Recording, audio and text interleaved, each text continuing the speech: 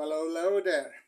So today I want to talk to you about, let's say, this is a horror comedy slash found footage or footage in a documentary style.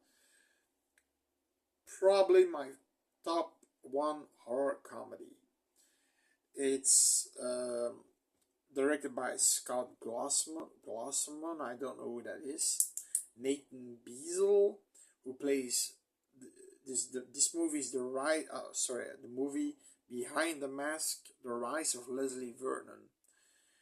Now, Nathan Beazle plays Leslie Vernon, and then you have Angela Goodhouse who plays Taylor. She's the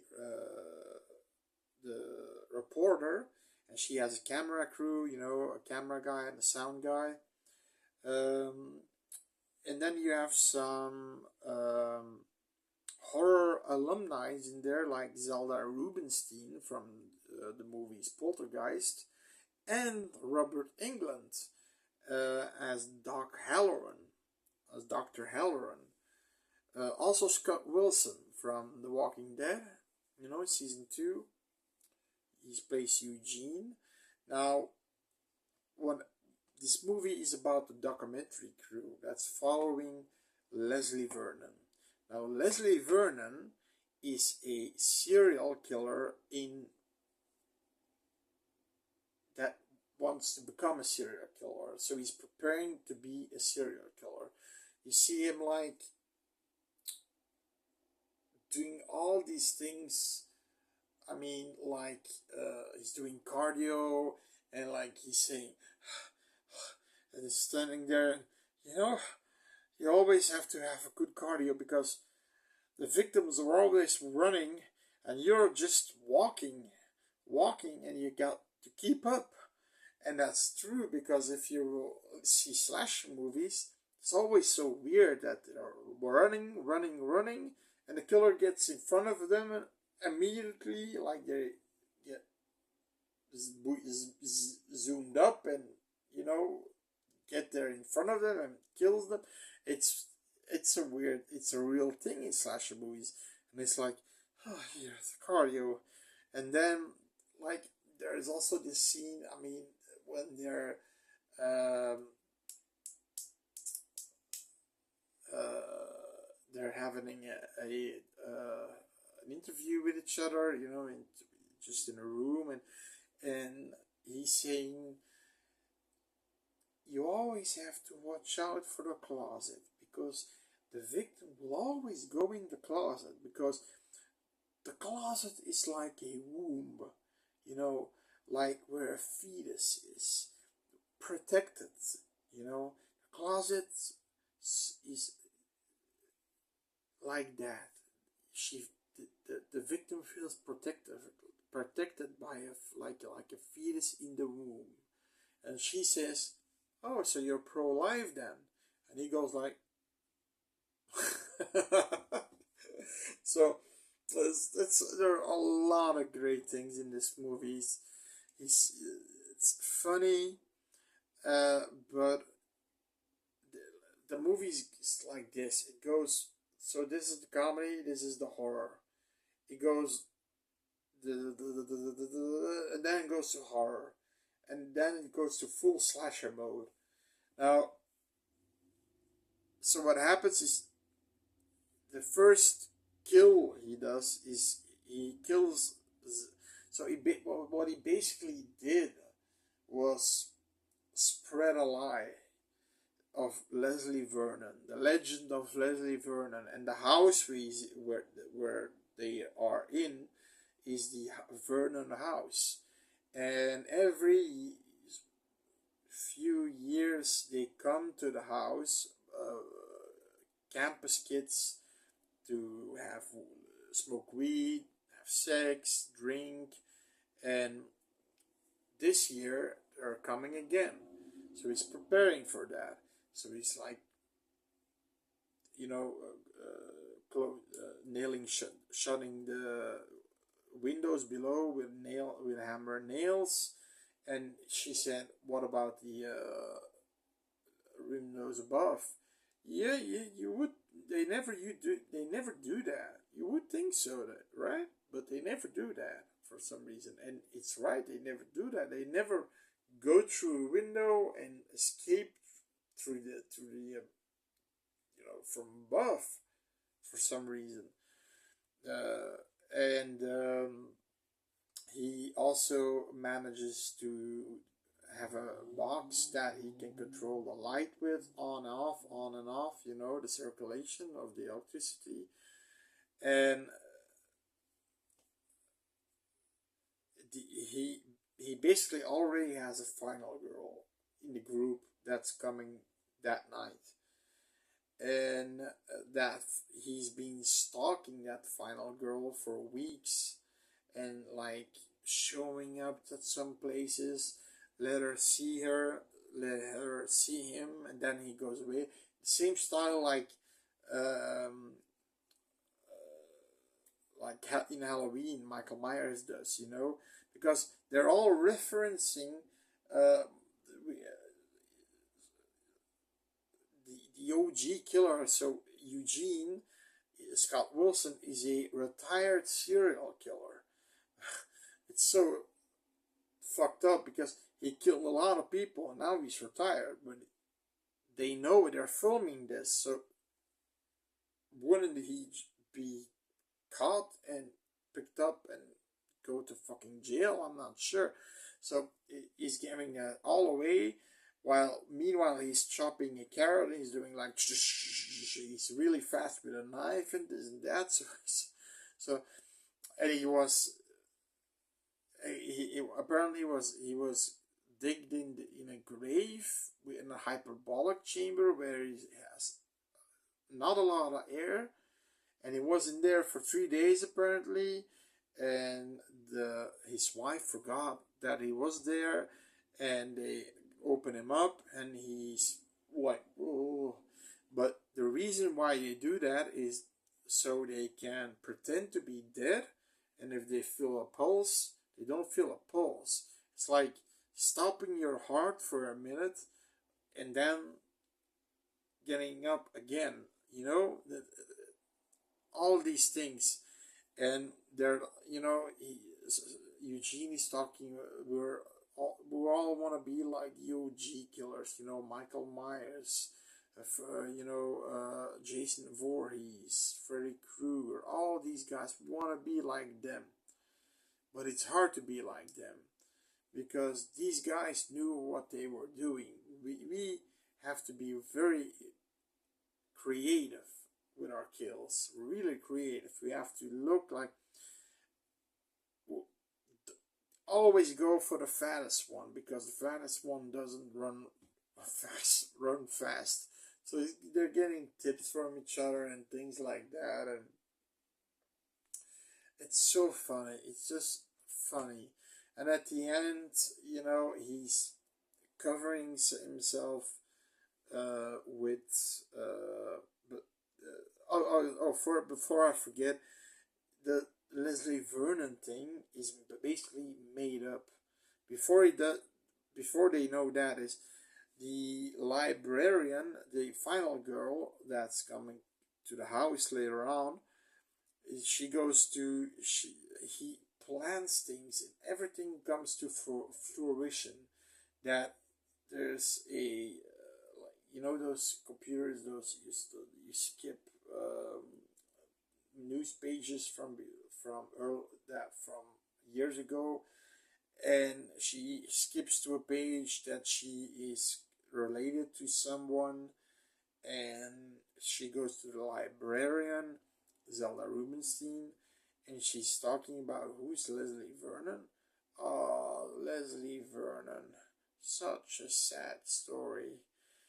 The people thought his mother killed somebody, and a lynching mob threw the baby into the ice cold water from a waterfall. But every 10 years, they say he comes back into the Vernon household and kills everybody who goes there. And then he basically says to the camera crew, okay, stay low, I'm gonna kill somebody. Okay, he's like being like a monkey, like he's trained to be like that. He's going out, and then he kills Zelda Rubens. He has this sickle, like on a Russian flag, where you've got a hammer and a sickle, sort of farming equipment. He kills Zelda Rubinstein in his outfit. His outfit, by the way, is a farmer's outfit, like an overall with suspenders, and he has this doll-like mask. So with hair on the side, and she's like and she's going away. So now she's already scared, and she knows, okay, somebody died, and she okay, she's at that point she's reached her limit. He wants her to reach a sort of limit that she becomes a final girl, and eventually the camera crew gets to know, they come across Doc Halloran, and they say, you're filming you're filming Leslie, right? You guys gotta stop. He's quite dangerous and out of his mind. I was his psychiatrist, and he's not Leslie Vernon. He made that up. He's Leslie Mancuso from Reno, Nevada. So they're like, huh? And they confront him with that, and he's like, okay, I made it up. So the guy basically made this legend up for years, and people started to believe it, which is pretty genius, but also fucked up. And they started to believe that, and then you see a little side of the psychopath that he's, and she's like really angry at him, and you lied to me, and this and this and that, and he takes her by the neck. Sorry. Okay. She takes her by the neck and then lets her go. Just get in the car. We'll talk about this at the house. And yeah, she's like, and eventually she stays with him. Okay, till a certain part. So he's getting ready, and he's hugging her, and there's a sort of a romance almost between these two, and he's getting ready, and he's smearing this. He has black eye. He smeared blackness around his eyes, so they wouldn't see his eyes with the mask on, and he smears this self-made gel, like boxers use like Vicks or something, or vapor rub, or what is gel that above their brow, their eyebrows, and their cheeks, because if they get punched, it's slimy, and the punch goes like this, so they don't get cut so easily, right? So, and that's why he's doing that. Also, he made a special mix that is flame retardant, so he can withstand burning wounds. Okay, so he was prepared for everything. Now, at some point, okay, this is spoilers. Okay, I'm not gonna say it to the end. You just have to see it to the end. This is a small spoiler. Now, at some point, Leslie says his goodbye to the documentary team, because they can't be there when he's doing the deeds, killing people. And they Taylor, gets she has a conscience. She doesn't want these people to die, and the sound guy agrees. The cameraman is like, let's just do his thing, and no, we have to stop him. And then the footage stops and becomes real time. Okay, so they go to the house, and there are two of these weed guys. They're, dope heads. They're like, and they say, where is the girl? I'm not sure what her name was. The final girl. She's upstairs. I think she's upstairs. She goes upstairs. She opens the door, and she's riding this guy like a pogo stick. Woo! Yeah, fuck me, fuck me. They close the door, and they said, "This she's definitely not a virgin." I mean, they're like, okay, let's get together and reorganize. And she's telling that a killer is there, and they see the killer through the window, and they're all screaming, and they want to go to the cars, but he took out the spark plugs. He's organized, right? He's killing them one by one, and what we get to know is the twist. I'm gonna spoil this shit because I really want to spoil it. So if you don't want to know what happens, just see the movie. I guarantee you're gonna like it. If you're a horror fan, if you're a found footage fan, and if you're a just regular schmo likes a movie, you like this movie. It's funny. There's horror in this movie.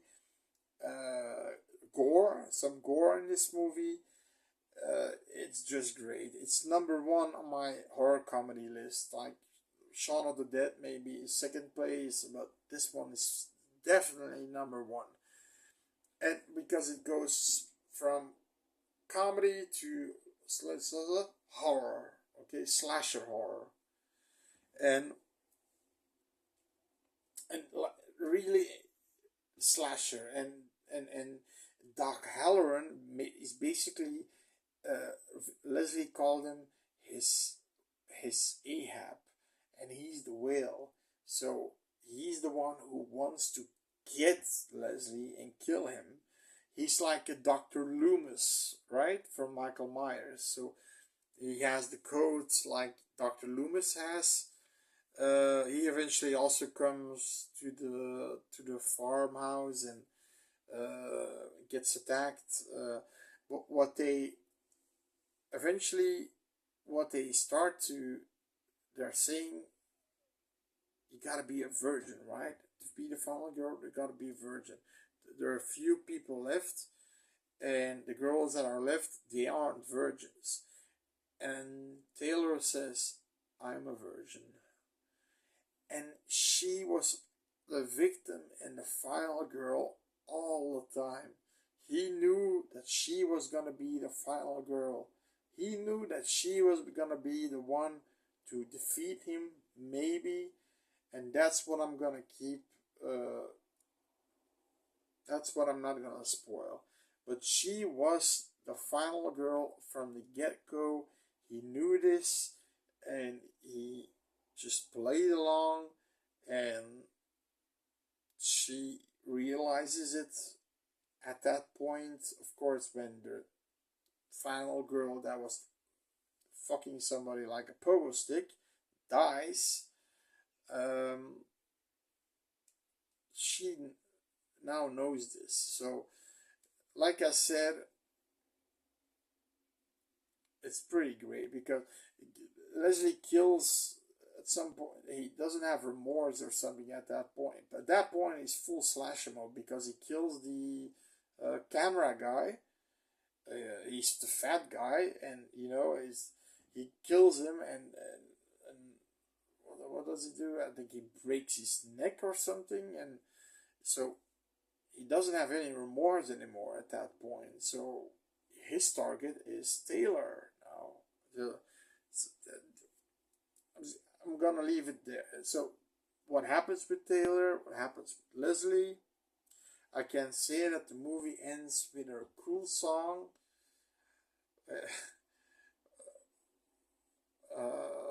What's the song that ends into? Psycho Killer, qu'est-ce que c'est? Pa pa pa pa pa pa pa pa pa pa pa pa.